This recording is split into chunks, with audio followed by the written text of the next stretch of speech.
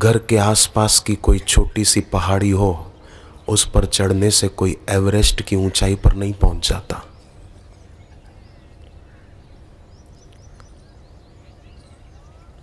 छोटे से तालाब में डुबकी मारे और बोले कि मैं सागर में डुबकी लगा के आया, नहीं, तालाब में डुबकी लगाई। सागर में डुबकी लगाई होती तो ऐसा न होता। तो इस संसार में वे लोग बेचारे रह जाते हैं जो दूसरा किनारा न दिखने पर समझते हैं कि है ही नहीं। वो उसकी कायरता है कि उसको ऐसा लगता है कि नहीं है। किसी को कुछ लगे तो उसका मतलब ये नहीं कि वो बात वैसी ही है।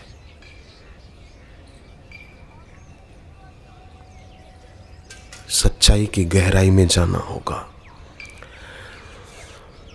भक्त जो सच्चा होता है वो भक्त अपने जीवन में गुरु के तरफ से की हुई उपेक्षा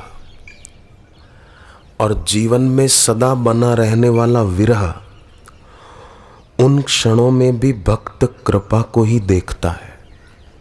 वो ऐसा नहीं सोचेगा कि गुरु जी ने तो मेरी उपेक्षा कर दी, मेरे तरफ देखा भी नहीं, मेरे से बात भी नहीं की, और जब देखो मुझे तो गुरु जी के वियोग में ही, उनके सानिध्य से, उनके दर्शन से मुझे दूर ही रहना पड़ता है, तो मैं क्यों रहूं।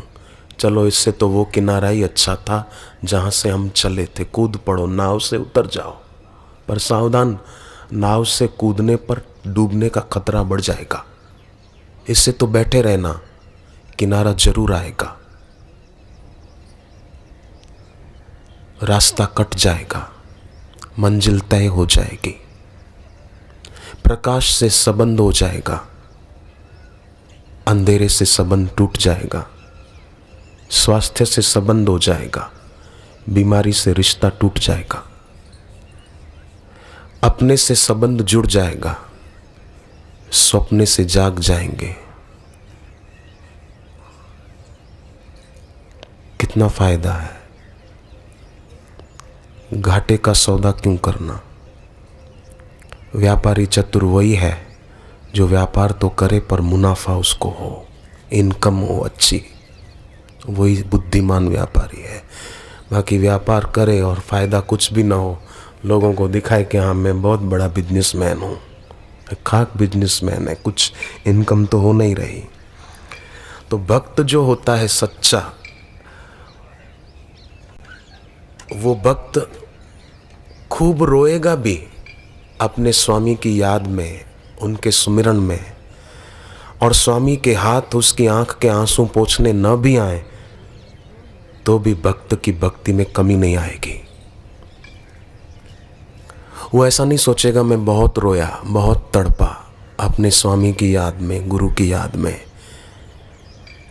मेरे को कुछ लाभ नहीं हुआ। नहीं, ये बड़ा लाभ है कि उसकी आंख से प्रेम भक्ति के आंसू निकलते हैं, उसके मन के मैल को धोते हैं।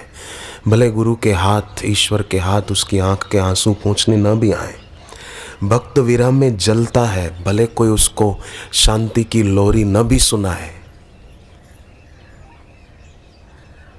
फिर भी भक्त के मन में ये नहीं होता कि मैंने भक्ति की, मेरे को लगता है कि ये तो एक तरफा प्रेम है, उनकी तरफ से नहीं है। अरे उनकी तरफ से है तभी संसार छूटा, आसक्ति छूटी और आंख से प्रेम भक्ति के आंसू बहे। तो कैसे बहते। अष्ट सात्विक भाव में से एक सात्विक भाव भी अगर जीवन में है तो समझ लेना कि गुरुदेव ने हमको अपना मान लिया है, हमें अपना स्वीकार कर लिया है, तभी ऐसा है, नहीं तो कैसे होता।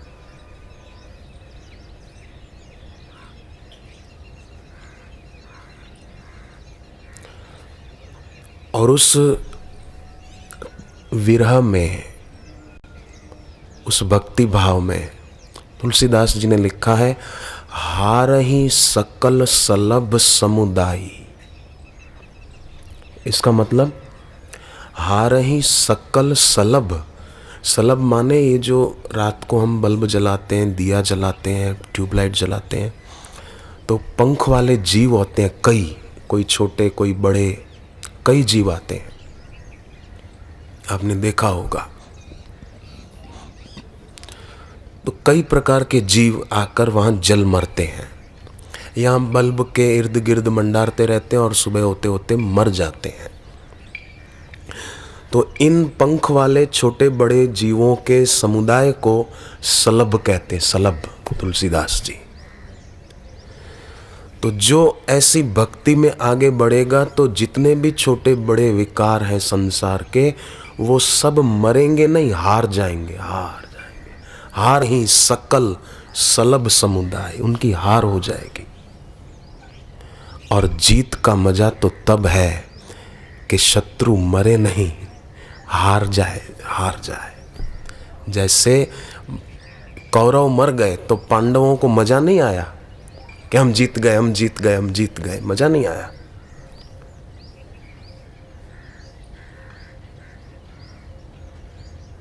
अपितु धर्मराजा युधिष्ठिर प्रायश्चित करने के लिए मार्कंडेय जी के पास गए और मार्कंडेय जी ने उनको कहा कि तीर्थराज प्रयाग में जाओ, इलाहाबाद, त्रिवेणी संगम में स्नान करके प्रायश्चित करो, जो मर गए उनकी सद्गति के लिए कुछ प्रार्थना करो, तब शांति होगी।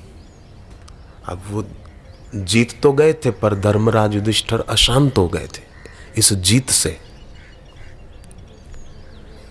तो साधक को, भक्त को ऐसी जीत मिलती है कि उसमें अशांति नहीं होती, शांति होती है। हार गए, जैसे क्रिकेट खेलती है ना, दो टीम क्रिकेट खेलते हैं तो जो टीम जीत जाती है वो खुशी मनाती है कि यार वो हार गए, हार गए, हार गए। तो ऐसे ही जो भक्ति में, इस प्रेम मार्ग में आगे बढ़ेगा तो हार ही सकल सलभ समुदायी।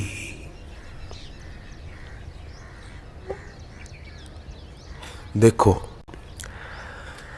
हमारी जिंदगी की लंबाई हमारे हाथ में नहीं है, पर हमारी जिंदगी की गहराई और ऊंचाई हमारे हाथ में है।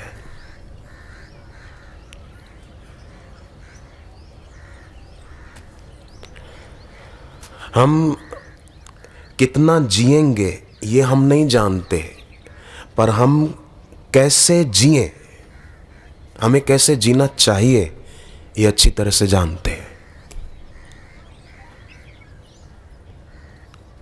जानते हैं पर जाने हुए का आदर नहीं कर पाते हैं हम।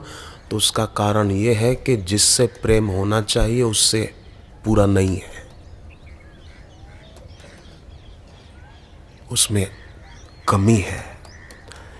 क्योंकि मन को खतरा है ना, इसलिए मन कहता है कि नहीं नहीं नहीं, ये तो खाना ही पड़ेगा ना, ये खाए बिना कैसे काम चलेगा। तो ये समझो घड़ा उल्टा पड़ा हुआ है, तो आकाश से बरसते हुए मेघ के क्षणों में घड़ा अगर उल्टा होगा तो खाली रह जाएगा। हवा को धक्का देकर कहीं ले नहीं जा सकते, बोलो ले जा सकते हैं? पवन को, वायु को हम धक्का देकर कहीं ले नहीं जा सकते। खिड़की खुली रखो, हवा आ जाएगी। ऐसे अपने हृदय का द्वार खुला रखें, गुरु कृपा की वायु वो आ जाएगी। हवा तो चल ही रही है, खिड़की खुली हो तो घर के अंदर आएगी।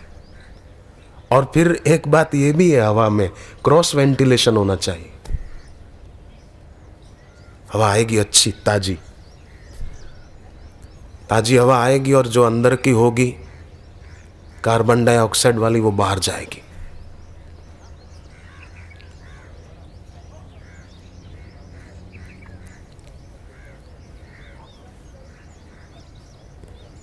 तो आने दें, आमंत्रित करें गुरु कृपा की वायु को कि मेरे अंदर प्रवेश करो।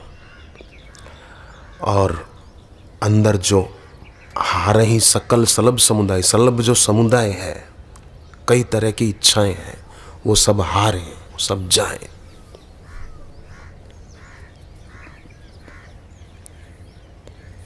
तो कितना अच्छा होगा।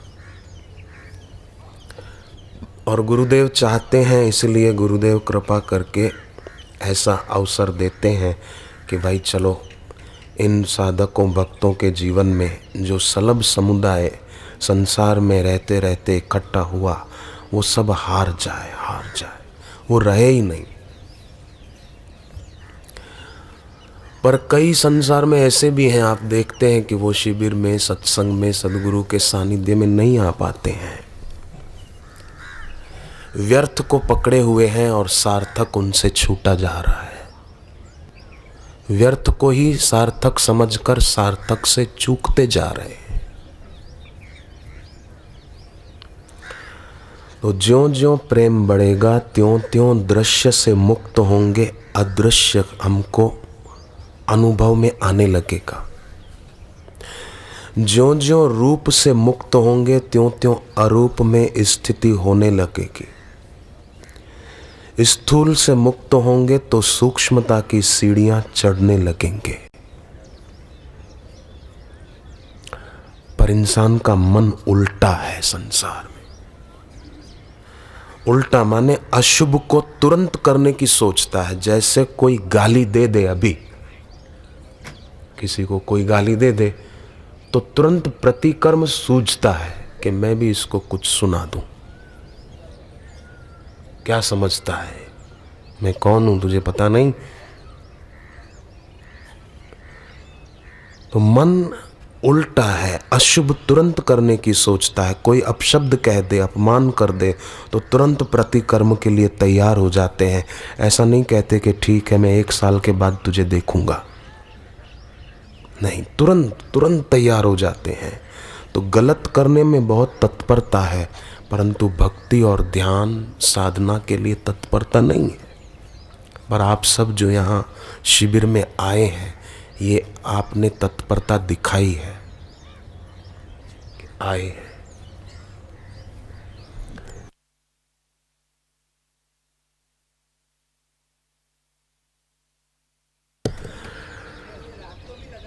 तो पुण्य कर्म, शुभ कर्म करना है तो त्वरा से करना चाहिए, क्योंकि प्रतिपल मौत आ रही है निकट।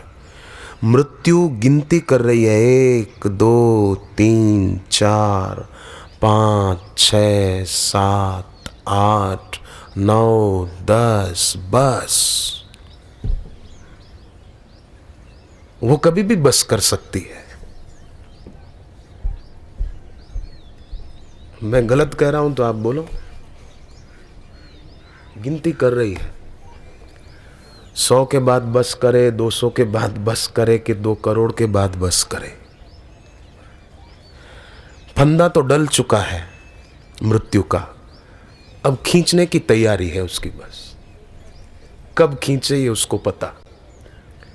पर बुद्धिमान साधक, प्यास जगती है और उस प्यास के अनुरूप प्रयास करते हैं और ऐसा कुछ कमाते हैं गुरु के चरणों में जो मौत छीन न पाए, ऐसा कमाते हैं। जिसको मौत मार न पाए ऐसा जीवन पा लेते हैं। और सच्चा धन देखा जाए तो यही है। बाकी बाहर का कितना ही धन किसी के पास हो, सब निर्धनता को छुपाने का उपाय है और कुछ नहीं। दरिद्रता को छुपाने का उपाय है बाहर का धन।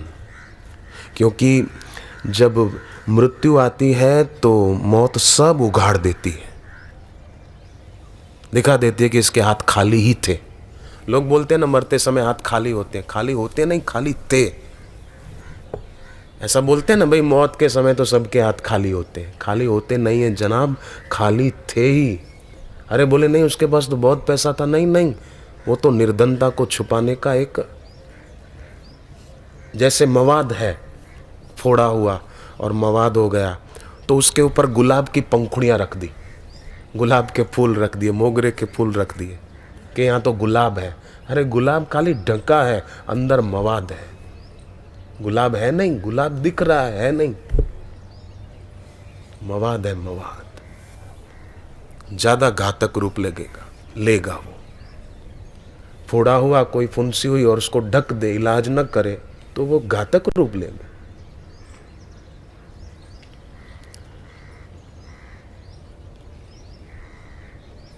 तो बाहर का ही धन जो इकट्ठा करके बड़े बनते हैं वो निर्धनता को ढकने के उपाय कर रहे हैं। आएगा एक झटका और मौत दिखा देगी कि आप निर्धन ही थे। पर साधक ऐसा धन पा लेते हैं कि मौत उघाड़ नहीं पाती। मौत ये नहीं कह पाती कि अरे तुम तो खाली हाथ हो, ऐसा नहीं होगा। तो जो साधक हैं वो समझो असली नाव में बैठे पार हो जाएंगे। बाकी जो संसारी हैं, भोगी हैं, वो ऐसा है कि पत्थर की नाव में बैठा है और सोचता है कि मैं पार हो जाऊंगा। तो कैसे हो पाएगा?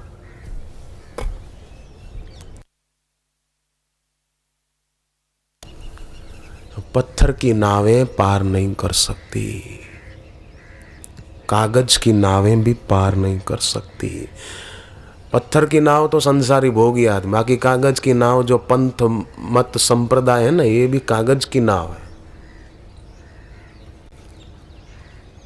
आत्मज्ञानी गुरु जो हैं और जो पहले हुए हैं वे ही पार कराने में सक्षम हैं, समर्थ हैं, क्योंकि वे खुद पार हुए हैं। तो अब ऐसे गुरु मिलने के बाद इतना ही करना है कि जैसे एक बीज बो दिया तो अपने आप अंकुर फूटेंगे, वृक्ष तैयार होगा और शाखाएं प्रशाखाएं फैलेगी, पत्ते भी बढ़िया होंगे, हरे हरे, फल भी लगेंगे, फूल भी लगेंगे। से एक बीज बो दिया, गुरु चरणों में प्रेम का बीज बो दिया, बस सब अपने आप बढ़िया होता जाएगा।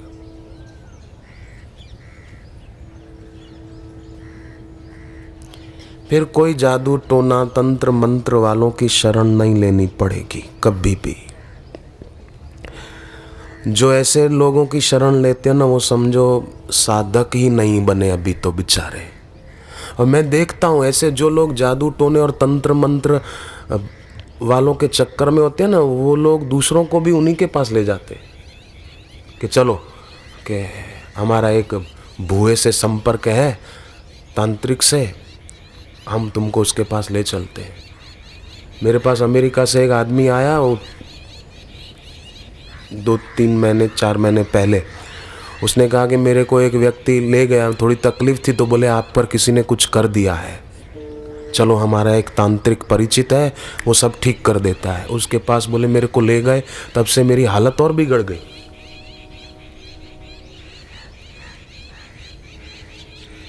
कैलिफोर्निया में रहते हैं वो, लॉस एंजल्स में, मैं नाम नहीं बोलूँगा, परंतु फिर मैंने उसको कहा कि आप ऐसे लोगों के चक्कर में आओ ही मत। जो खुद गुमराह हैं वो किसी को राहत नहीं दिला सकते, वो खुद ही गुमराह है, क्या राहत दिलाएगा, कैसे दिलाएगा? इसलिए गुमराह लोगों की बातों में नहीं आना चाहिए, गुरु की राह पर चलना चाहिए, तो राहत मिले बिना नहीं रहेगी।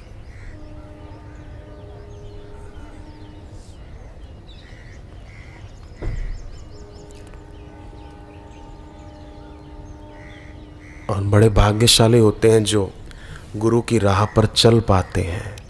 चलते हैं गुरु की राह पर तो वे कहीं भी रहें, कहीं भी, भीड़ में भी एकांत खोज लेते हैं, चुप हो पाते हैं, बाहर से भी भीतर से भी। उनके भीतर इच्छाओं की भीड़ नहीं होती है, महत्वाकांक्षाओं की भीड़ नहीं होती है उनके भीतर में।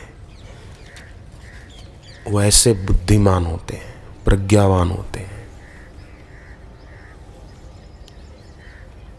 यहाँ साधकों की भीड़ है परंतु शोर नहीं है, शांति है।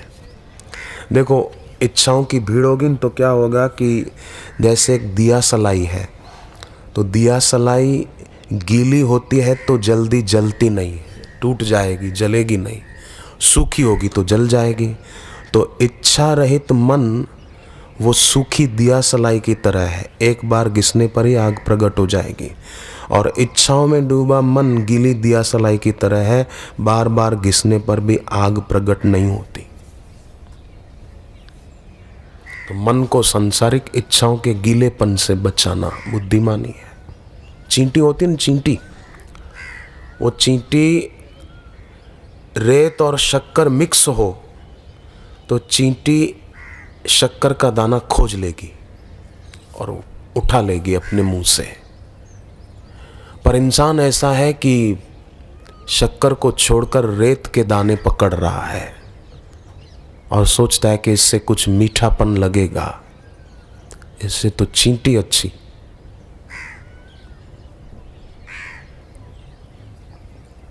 एक आदमी के घर मेहमान आए तो पत्नी थी नहीं, सोचा कि मेहमान आए तो चाय वगैरह बना दूं, बना के दी। मेहमानों ने थोड़ा सा एक घूंट भरा तो बोले, अरे भाई साहब आपने तो शक्कर की जगह नमक डाल दिया, ये नमकीन चाय हो गई। तो उसने माफ़ी मांगी। डब्बे चेक किए तो देखा कि जिस पर मिश्री लिखा हुआ था, स्टिकर लगा हुआ था, उसमें नमक था, और जिस डब्बे पर नमक का स्टिकर लगा था उसमें मिश्री थी। तो शक्कर नहीं खाते होंगे शायद, मिश्री रखते होंगे पिसी हुई। पत्नी आई तो उसको डांटा कि जिस डब्बे पर नमक का स्टिकर है उसमें मिश्री है, और जिस पर मिश्री का स्टिकर है उसमें नमक है, ऐसा उल्टा क्यों?